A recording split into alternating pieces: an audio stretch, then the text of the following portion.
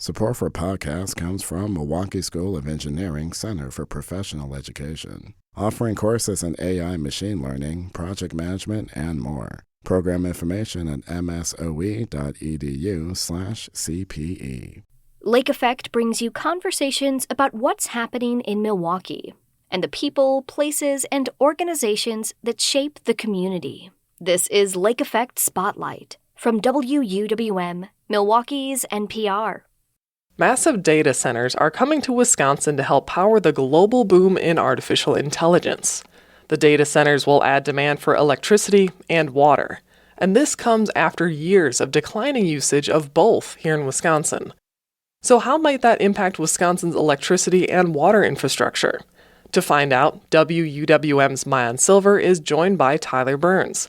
He's the Senior Research Associate for the Wisconsin Policy Forum, which recently released a report on data centers and utilities. Tech companies are investing billions into the construction of data centers in Wisconsin. The data centers store and process data, and there are currently at least 40 data centers operating in the state, with more in the works. They're going to add a lot of demand for electricity and for water to cool equipment. But this comes after years of declining use of both in Wisconsin. Can you explain how data centers and that declining use interact? So data centers do use a lot of electricity and quite a bit of water. And over the course of the last 20 years, we've seen declining demand for electricity dropped about 9% in total electricity use and a couple of percent in terms of one-time electricity use. And so because data centers use so much electricity, there isn't really capacity in the system to supply the electricity that these data centers need, because we've been sort of expecting electricity to continue to decline, and so there's been generating capacity. The ability to generate more electricity has sort of come out of the system as things like coal plants age and become more expensive to operate and more expensive to rehabilitate. And so, the electricity demanded by these centers is going to cause the need for increased generation capacity, so the ability to generate more electricity, both over the course of the entire year, but then also, more importantly, at one specific time. And so, electricity generation tends to sort of peak when everybody's using their air conditioner, everybody's at work, and it's that peak demand that these data centers are going to be more impactful on, because they use electricity pretty constantly. So that demand's always going to be there. Okay, so that's the electricity picture. What can you tell us about data centers and water? On the water side, the story's a little bit different. So statewide, we sell billions of gallons of water utilities, the Madison Water Utility, Milwaukee Water Utility, the people you write your Milwaukee Water Works, the people you write your check to for your water bill. They sell hundreds of billions of gallons of water each year. And so, these data centers use a lot of water, tens of millions of gallons, and that sounds like a lot, but, Racine's a really good example. In the context of Racine, the new Microsoft data center, when it's fully built out, is expected to use about 8 million gallons of water a year. While in 1997, the Racine Water Works, who provides water to that data center, sold 2.1 billion gallons of water. And so, 2.1 billion gallons versus 8 million, it's just a different scale. And so because these data centers, they do use a lot of water, but there's a lot of excess capacity in the water supply system in many places in the state. So, there's more slack in that system. Now, that may be different in particular communities. That may be something that people need to look into.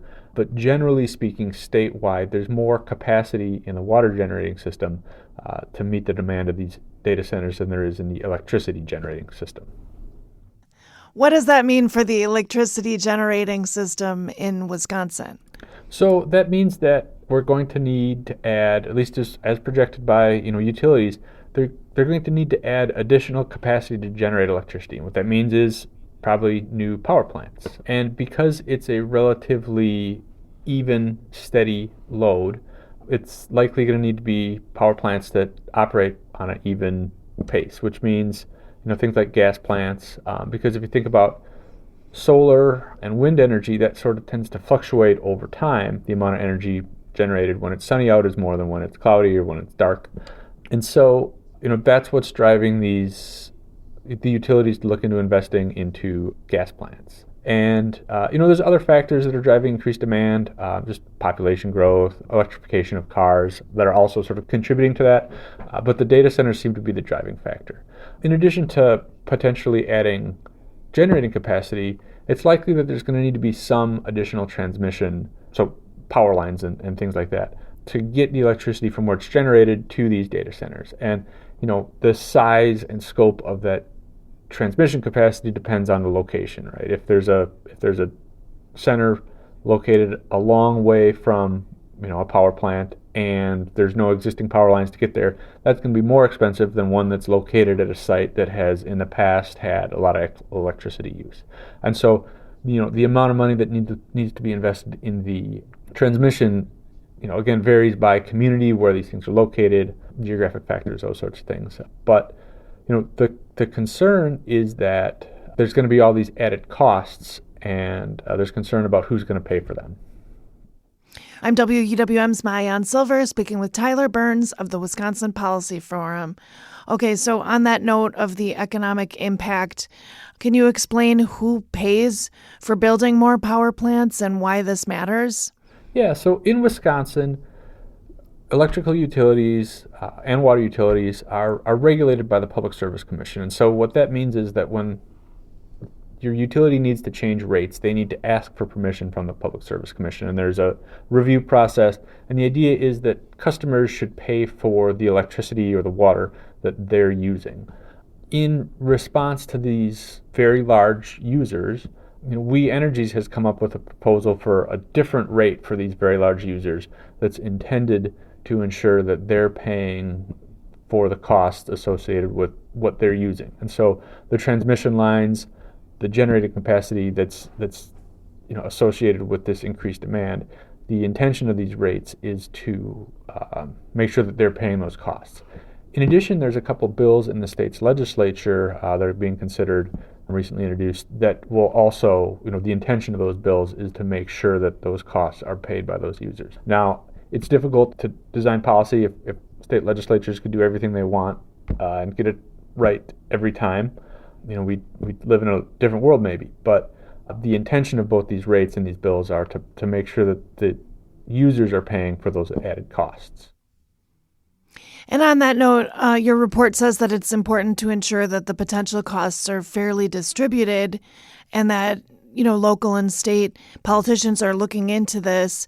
Why is it important to keep sufficient data on how these centers are putting pressure on the state's energy and water infrastructure? Yeah, I think, the reaction to, the specific sites, I think speak to the public's uncertainty about these new developments.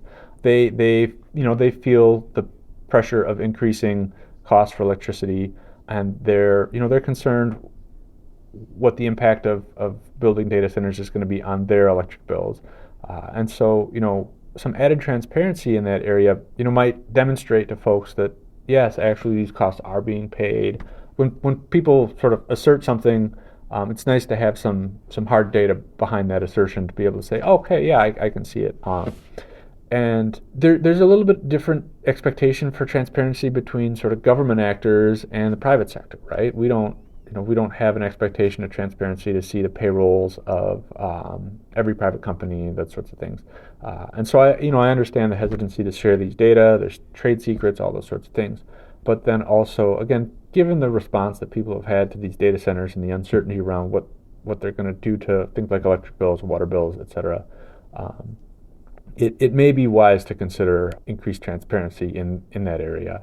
And again, at Policy Forum, we're sort of generally pro-transparency.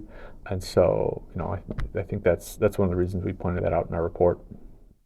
Is there good enough data right now? And how, if not, who would change that going forward? There's not very detailed estimates of how much one data center uses in terms of electricity or water. There was some reporting done by someone on individual data centers that are operated by Meta, and that's kind of what I used for some of the estimates in this report. And there does seem to be pretty solid estimates of the aggregate amount of electricity used by these data centers. The Berkeley National Energy Lab produced a report that had both sort of current data and then projections for the future, but that didn't have individual data center reports. And so it is difficult to find concrete data on both exactly how much electricity these will use over the course of the year or at one time, and exactly how much water they'll use. And so we're dealing with uncertain estimates as part of this conversation. And we've been talking a lot about the electricity demands, but I'm wondering, back to the water utility companies and how those interact with the data centers. You wrote in your report that there might be some water quality concerns associated with using so much water for data centers, but that those concerns also exist for many other large users, like a paper plant or a cheese factory you mentioned. Why might those concerns be limited when it comes to data centers? The plan for data centers and that the new sort of cooling mechanisms are designed to be closed loop, and so there's not a pipe that's discharging that water into surface waters or groundwaters. Instead, most of the water is intended to be recirculated, kind of like a radiator. And so, there's going to be water quality concerns anytime you're building a large facility. If you're creating more impervious surfaces, so there's that. And eventually, this water will be discharged in some way or evaporated. And so any large water user, if you're sort of using it and discharging it, there's likely to be some impact on surface waters. And again, most of it is intended to be recirculated. And so it's a little bit less concerning. And why might increasing the water use, as you were talking about, that the data centers bring more demand for water utilities, why might increasing that water use actually benefit customers? So when you're operating a waterworks, you have to clean the water, you have to pump the water, you have to store the water, you have to have pipes, you have to have people operating the system. A lot of those costs don't change based on the amount of gallons of water you pump. And especially if you've built your system, to service a bunch of large industrial customers which are no longer there.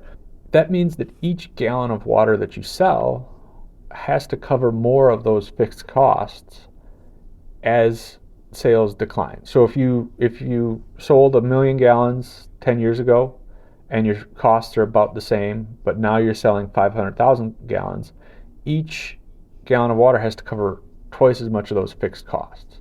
And so if there's a large water user that's buying more, now you have more gallons of water to spread those fixed costs over. And so, potentially that will help cover those fixed costs a little bit more. And we've seen water systems where, they had industrial customers and those industrial customers left, and they had to raise rates so high that they couldn't really, the users of the water couldn't really afford to pay for the system. That is at least part of the story of what happened in Flint, Michigan. And so, these water systems were built to sell large amounts of water, and if they're selling smaller amounts of water, the customers that are supporting the system have to pay more. And given that, is there like an underlying takeaway that people should come away with based on this report?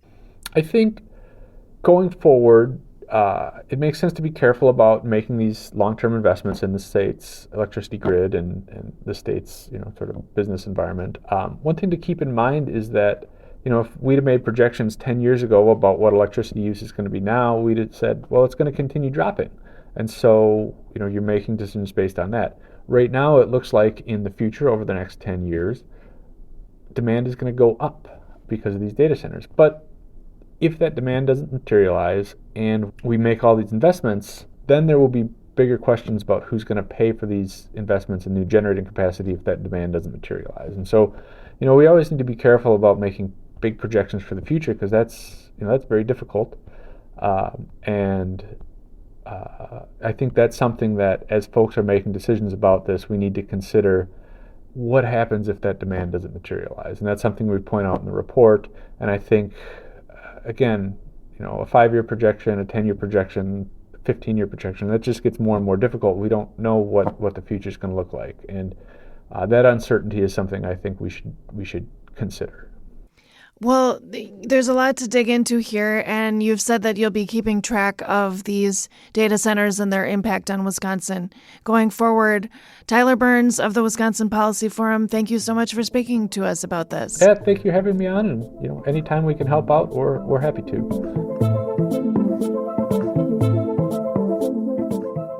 Tyler Byrnes is a senior research associate for the Wisconsin Policy Forum. He spoke with WUWM's Maayan Silver.